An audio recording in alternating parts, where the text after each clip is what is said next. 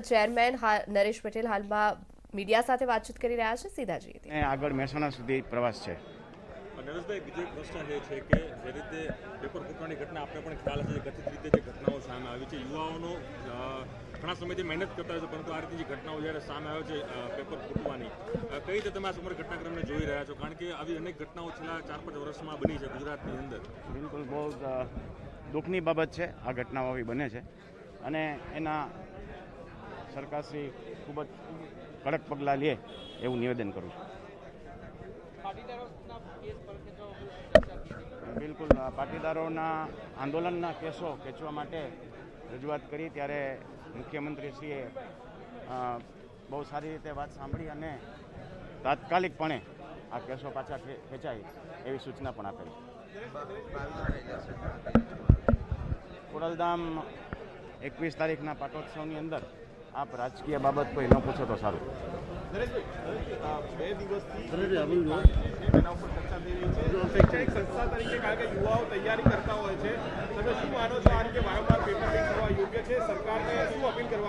બિલકુલ, મેં હમણાં કીધું એમ બહુ દુઃખદ ઘટના છે. આ 2-3 વાર આવું બન્યું છે, તો આના ખૂબ જ કડક પગલાં સરકાર લે એવી હું સરકારને વિનંતી કરું છું.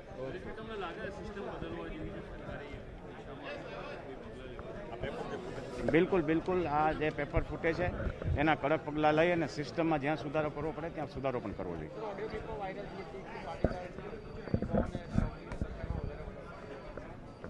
જી, એવી તો ઘણી બધી ઓડિયો ક્લિપો હોય, પણ આજ રોજ ખોડલધામના પાટોત્સવમાં વધારેમાં વધારે પાટીદારો જોડાય એવી અપીલ કરું છું. ધન્યવાદ.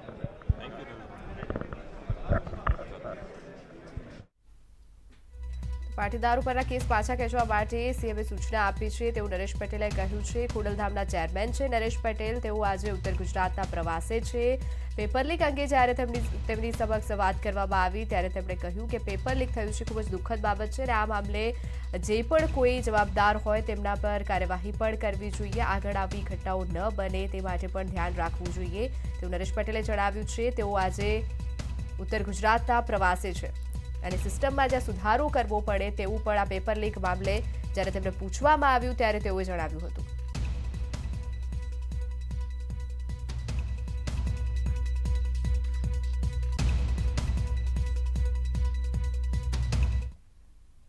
અને હવે સીધા જઈએ આણંદ કે જ્યાં સીએમ ભૂપેન્દ્ર પટેલ સંબોધન કરી રહ્યા છે.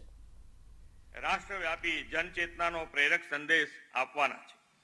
સંસ્કૃતિની, જમીનની, પ્રજાની, ભાષાની, પોશાકની, ખાનપાનની, આબોહવાની એવી અનેક વિવિધતા વચ્ચે કૃષિ ક્ષેત્રની પણ આગવી વૈવિધ્યતા રાસાયણિક ખાતરોનો ઉપયોગ કરવો પડ્યો. કાળક્રમે આપણે જે પોતાનું હતું તે વિસરી ગયા અને રાસાયણિક ખાતર પાછળ આંધળી દોટ મૂકી. આવા રસાયણના ઉપયોગથી પર્યાવરણ દૂષિત થયું, જમીનની ફળદ્રુપતા ઘટી ગઈ અને ખેત પેદાશોમાં જંતુનાશક દવાઓના અવશેષો આવવાને કારણે માનવ સ્વાસ્થ્ય પણ ખરાબ અસરો પડી. આપણે ત્યાં કહેવત છે, અન્ન એવો ઉડકાર. આપણી થાળીમાં જે અન્ન આવે છે તે રાસાયણિક ખાતરથી પકવેલું હોય તો ધીમે પગલે શરીરમાં રોગ બીમારીઓનો પસારો પણ કરવાનો. આવા અન્ન ખોરાક ખાઈને સ્વાસ્થ્યને નુકસાન તો થવાનું જ, બીમારીઓ થવાથી અને દવાના મોટા બિલ પણ ભરવા પડવાના.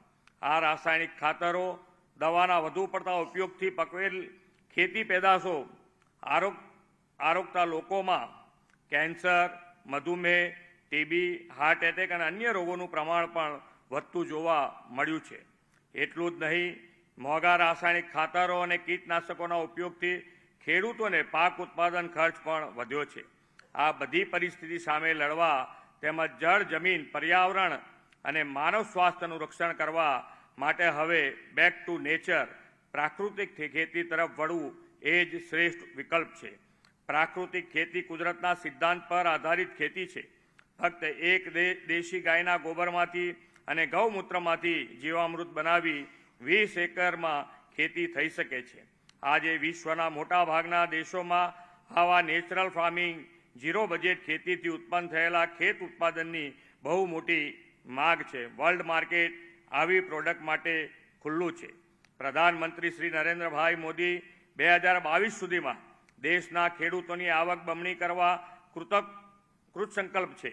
આદરણીય શ્રી નરેન્દ્રભાઈએ 2019માં સ્વાતંત્ર્ય દિવસે લાલ કિલ્લાની પ્રાચીર પરથી આપણને પ્રાકૃતિક ખેતી તરફ વળવાનું આહવાન કર્યું છે. આઝાદીનો અમૃત મહોત્સવ આપણે તેમના નેતૃત્વમાં ઉજવી રહ્યા છીએ ત્યારે ખેડૂતો પોતાના ખેતરમાં રાસાયણિક ખાતરનો ઉપયોગ ઓછો કરી ખેતીને પણ અમૃતમય બનાવે એવું એમનું સપનું છે. ગુજરાતમાં પ્રધાનમંત્રીશ્રીના આ સપનાને પાર પાડવા પ્રાકૃતિક ખેતી ક્ષેત્રે આયોજનબદ્ધ કામ થઈ રહ્યું છે. પ્રાકૃતિક ખેતી કરતા પરિવારને દેશી ગાયના નિભાવ માટે પ્રતિમાસ ₹900ની સહાય અપાય છે. 2020-21માં આ વર્ષમાં 1,05,000 ખેડૂતોને કુલ 57.62 કરોડ સહાય આપણે ચૂકવી આપી છે. પ્રાકૃતિક ખેતી માટે મોટા પાયે કિસાનોને પ્રેરિત કરવા બાયઝેક સેટેલાઇટ અને ઈ-ગ્રામ સેન્ટર જેવા માધ્યમથી અત્યાર સુધી 8,20,000 ધરતીપુત્રોને માર્ગદર્શન આપવામાં આવ્યું છે. આદિજાતિ વિસ્તાર અને રાજ્યમાં છેવાડાના જિલ્લા ડાંગને 100% પ્રાકૃતિક ખેતી જિલ્લો બનાવી દીધો છે. પ્રધાનમંત્રીશ્રીના માર્ગદર્શન અને પ્રેરણાથી પ્રાકૃતિક ખેતીની દિશામાં આપણે જેટલા આગળ વધીશું તેટલા ખેડૂત અને ખેતી સમૃદ્ધ થશે, આત્મનિર્ભર બનશે. વોકલ ફોર લોકલના મંત્ર સાથે પ્રાકૃતિક ખેતીથી ઉત્પન્ન થયેલું અન્ન અને ઉત્પાદનનો વિશ્વ સમક્ષ પહોંચાડી ભારતને જગતગુરુ બનાવવાની આપની નેમ પણ સાકાર થશે. નેચરલ ફાર્મિંગ, ઝીરો બજેટ ખેતીની આ નેશનલ કોન્ક્લેવમાં આદરણીય પ્રધાનમંત્રીશ્રીનું અમૂલ્ય માર્ગદર્શન અને દેશની કૃષિ ક્રાંતિને નવી દિશા આપશે એવો મને વિશ્વાસ છે. પી વાઇબ્રન્ટ ગુજરાત સમિટના ઉપલક્ષમાં યોજાયેલી આ કોન્ક્લેવમાં ફરી એકવાર આપ સૌનું સ્વાગત કરવી વિરમું છું. ભારત માતા કી જય, વંદે માતરમ, જય જય ગરવી ગુજરાત. आभार माननीय मुख्यमंत्री श्री आपनो। एक समय था जब भारत को सोने की चिड़िया कहा जाता था।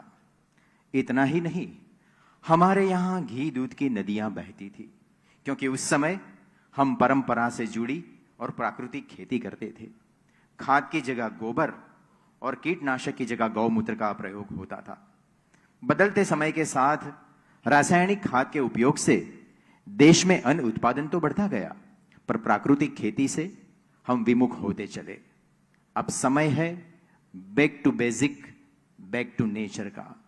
प्रधानमंत्री श्री के नेतृत्व में इस दिशा में कृषि विभाग ने भरसक सफल प्रयास किए हैं। आदरणीय कृषि मंत्री श्री नरेंद्र तोमर जी के मार्गदर्शन में आमंत्रित करते हैं माननीय कृषि मंत्री श्री नरेंद्र तोमर जी को, आप इस अवसर पर अपने विचार प्रकट करें।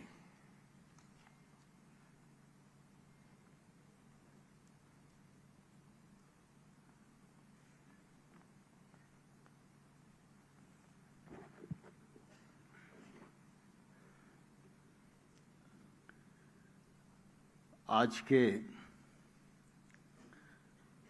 इस गरिमामयी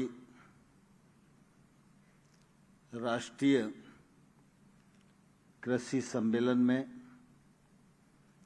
हम सब का मार्गदर्शन करने के लिए हमारे बीच में उपस्थित हम सब के प्रिय प्रधानमंत्री माननीय श्री नरेंद्र मोदी जी,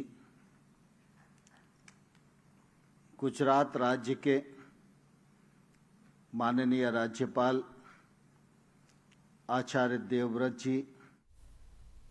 હવે જોઈએ સમાચાર।